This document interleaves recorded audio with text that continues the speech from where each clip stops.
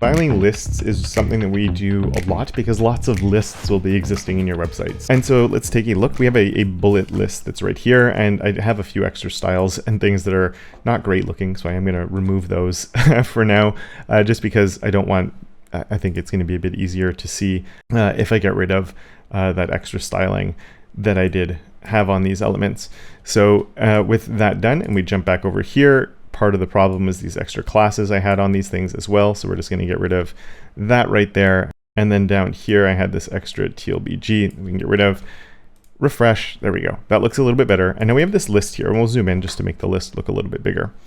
And my list doesn't have a class or anything. If you'd rather select this with a class, you definitely could. But for now, we're just going to look at it in very simple ways. And I'm going to come right here to do it. And this is my UL. And if we have a UL, we can style it with list style. You can do the same thing with OLs. We're going to see some of the styles you can apply to an OL as well. But when we have a list style here, the default for our UL is disk. So if I refresh, nothing will actually change. But I could actually come in here and change this over from being a disk to being a circle, which I often misspell, but I think I got it right this time. There we go. Now it's still a bulleted list, but it's circles instead of filled in circles. Or another example I could come in here with is changing this to squares if I wanted to. So square, and hit refresh, and now we get squares instead. Now interestingly enough, even though I'm on a UL, I could actually come in and change this to decimal and hit refresh, and now it becomes a numbered list. I wouldn't suggest doing this though. This is where CSS can run into we can do things with CSS to make things look different than they actually are. And we want to be really careful when we're doing this, because if I have a list that should be numbered, well, that means I should be doing it like I did on my second page where we have a numbered list. And doing that just meant that I used the correct element for it and I was using an OL. So if you need a numbered list, use an OL. And if you need a bulleted list, then use your UL for unordered list. And so I'm going to take this off and make this my OL, which is going to be this one right here. So let's refresh that. It will look the same. But instead of decimal, we do have other choices here. I'm not going to do all of them because there's an incredible amount of them, but we could do something like lower alpha, and then it becomes like an ABCD list. Or I could say that it's, we'll do upper Latin as a different one, and then we get the list like that, uppercase Latin letters, or even we could change the upper Latin to upper Roman, which is what I was originally planning. And then we get, there we go. So it's a numbered list, but using Roman numerals instead. So I'll put a link down below where you can go and see the full list of options that you have for these. But changing those isn't probably the most common thing you'll do. Usually it's more about changing what the numbers or letters look like in a bit more of an impactful way. And one thing that's good to know about this is the color you put here. So say I say color is red, and we refresh this. The color of the numbers or the bullet points will match whatever the color of your text is as a default. So you can see those have become red. We'll come right here, and I'm going to say my UL, comma OL. So we select both of them. So that one is red, and if I go back over to my main page, we also get the red list coming here, except I don't want to have the upper Roman. We'll just change the color of it. So we can see, there we go. The bullet points are coming in with that red color, but all of my text has changed. And maybe you only want to change the bullet points or the numbers and you don't want to change the text. We can also do that. And we'll get around to how we can do that in a second, but just really quickly before we do, I want to talk about another property that we can do on our lists, which is the list style position. And there's two options here that you can see they've actually come up in VS Code here as autocomplete options. I have either inside or outside. And if we do an inside and a refresh, we might not. You can see actually it moved over a little bit. And if I do an outside and I refresh, it's going to shift back that way. And to understand what this inside or outside is doing, I'm actually going to come here and select my list items. And on my list items, I'm going to give them a border of 5 pixels solid blue. And when I do that, they're going to be sort of stuck together a little bit. So I'm also going to add a small amount of margin block, which is the logical property. We have the margin top and bottom, and we'll just say 5 pixels just to space them out a little bit so we can see each one of the list items right there. And right now my list style position is on outside, which means it's outside of the list item itself. So it shoves outside of that blue border there. If I change that outside to an inside, and I refresh, you can see it actually goes inside the list item there. Now the default used to be different in different browsers. These days, I believe the default is outside for all of them. There's one potential use case where you might want to switch it to inside, and I'm going to explain what that is first by coming in my index here and finding that list. And I'm going to make this first one a lot longer, so a full body workout with a lot more text in it, because I want the text here to wrap on multiple lines. And I think that will be long enough to get, there we go, multiple lines wrapping around. And this is, you can probably see the problem with when you use inside, because if I take off that border, you get a list that looks like this, which is kind of awkward. Whereas if you have this as outside, or that's just the default value, it just looks more clean. It's a lot easier to read. So outside is probably what you want most of the time, which means you don't have to do anything because that is the default. But if ever you see that weird thing going on, maybe there's something somewhere else coming in that's causing that. So just to know there is a way to switch where the bullet points are lining up is good to know.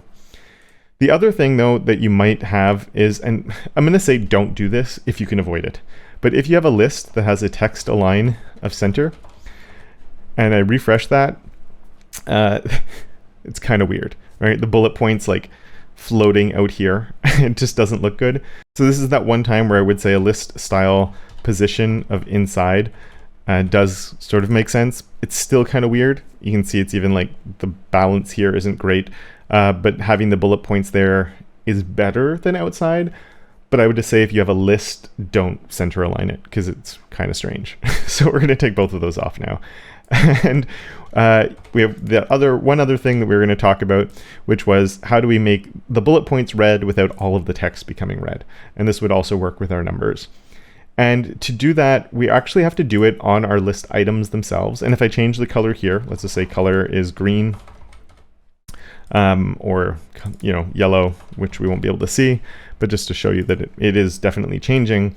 The bullet points are also changing with the list item. Once again, it's one of those things where the list item's inheriting the color from the list. So I usually put the color on my list because then I know it inherits to everything inside of it.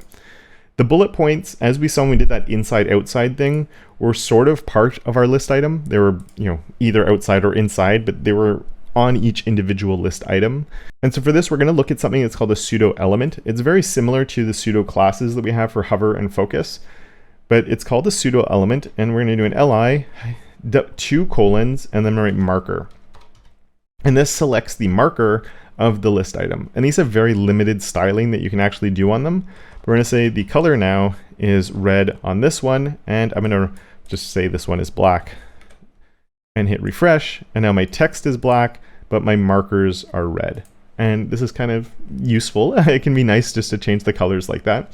The reason that it's using this colon marker, just really quickly, I don't want to deep dive pseudo elements right now, but it is the difference between a pseudo class and a pseudo element is the element is something that's always there. It's an element on the page, but it's not something I wrote the HTML for. I wrote the list item, and the browser's adding in this extra element for either the numbered list, because if we go and take a look at our numbered list, we'll get the same thing. The numbers are now red. So because we're going in and putting a list item, the browser's adding in an extra element that we didn't add in our HTML ourselves, right? We have the list item, but we never put 1, 2, 3, 4. We never added a bullet point. The browser's injecting that. Anytime the browser adds an element, and there's a few other use cases you might get to in the future throughout your journey into CSS, you get these things that are called pseudo elements. And we select them always starting with a double colon to say that it's a pseudo element. And that's different from our pseudo class, whereas a pseudo class has the single one, our hover, our focus visible, and there's a few other ones.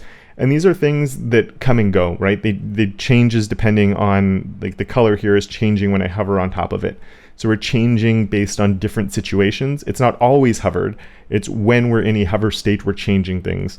Now, the interesting thing that we can do with our marker is, well, we can change the color of it. And I wouldn't do this for an ordered list. The ordered list, you want to keep the numbers, and we can change the style to the different types of numbered lists if you want the Roman numerals and these other things. But sometimes for bullet lists, we want to do something more than just changing the color. So we'll go back to this page. And on this page, on my UL, so I can specify that it's the UL just by putting UL space. We're using our descendant selector. So a list items marker that is inside of my UL only will get the red. So actually, if I change that and we go back to this page, we can see these are gone to black now because we're only changing the color of the ULs and not the OLs now. So with that selected, instead of changing the color, there's a special property that we're going to use called content. And inside of quotation marks, they can be single or double quotation marks, we can add content or change the content rather for our marker here. And I'm going to use my emoji picker to open this up, and I'll put some text below to say how you can access to emoji picker depending if you're on Mac or Windows. And in here, we could just change this over to the fire or whatever you want and hit refresh, and it will change over to the icon you've put here. There is a way you can actually bring in images as well, but it's a little bit more complicated. And I find a lot of the time just, maybe the fire one isn't something you want, but you might have like your finger pointing or something like that. And I find emojis are the easier one to do and are probably what you want to actually use most of the time compared to finding a really tiny image or icon that you might be using. If you are curious about icons or images, check down below. There'll be a link to how you can do that as well though. But I think what we've covered in this video covers a lot of the use cases for the different things you might want to do to your lists.